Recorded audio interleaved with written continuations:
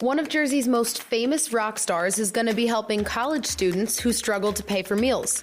The iconic roller skating rink that ruled Jersey in the 80s and 90s is being remembered, and a New Jersey mayor runs what might be the largest turkey giveaway in the nation. I hope everybody enjoyed their Thanksgiving. I'm Bianca Velasquez from the NJ.com newsroom, and you're listening to Today in NJ on Friday, November 29th.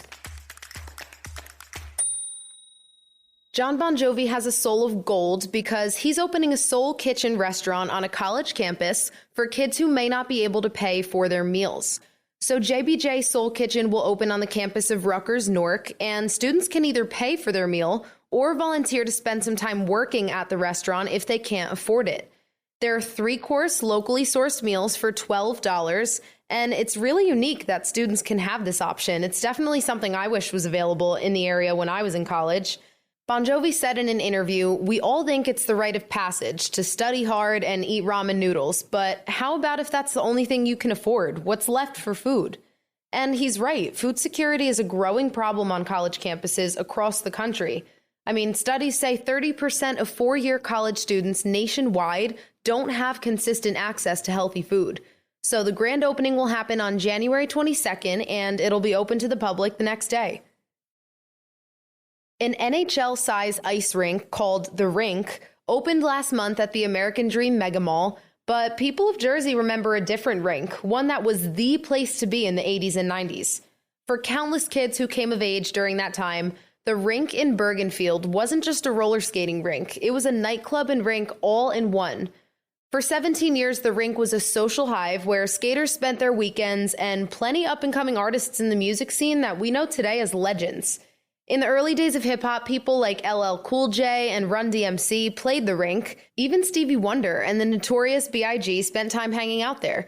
But besides the celebs, it's been said that when you walked into the rink, everyone felt like your friend.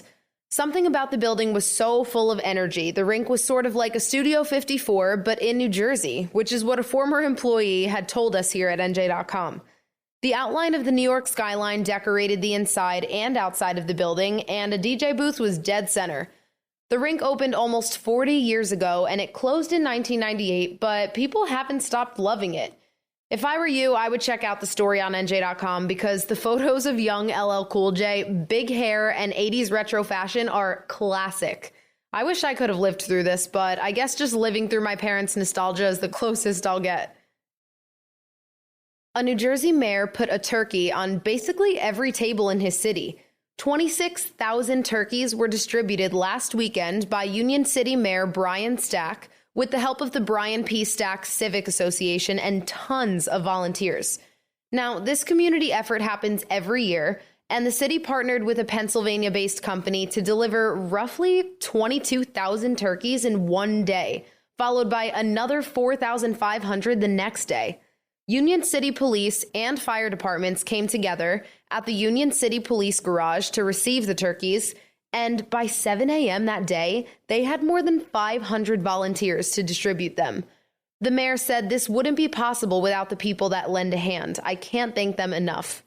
Now, volunteers of all ages helped, and it's a lot of work. They unloaded boxes filled with turkeys, cut the boxes open, then bagged the turkeys, reboxed them, stacked the new boxes, and carted the new stack out to trucks. The community effort is incredible. And while all of that was happening, another group of volunteers was set up with phones and computers toward the back of the garage, reaching out to residents who may have needed turkeys or would be interested in volunteering to pass them out. They even received a visit from Governor Phil Murphy in their efforts. Stack said that basically whoever wanted a turkey would get one. He said, "If we go into a building and there are 6 apartments, everyone gets a turkey, not just designated people. We try to cover as many as we can." So this just shows us that even past Thanksgiving, we can always be more thankful and we can always do more for our communities. This will actually be the last Today in NJ briefing until after the new year, so definitely keep an eye out for when we come back. And I just want to say a big thank you to those of you who have been listening in the mornings. We love bringing you stories from around New Jersey, and I hope you loved the stories too. So I'm Bianca Velasquez from the NJ.com newsroom, and thanks for joining us on Today in NJ.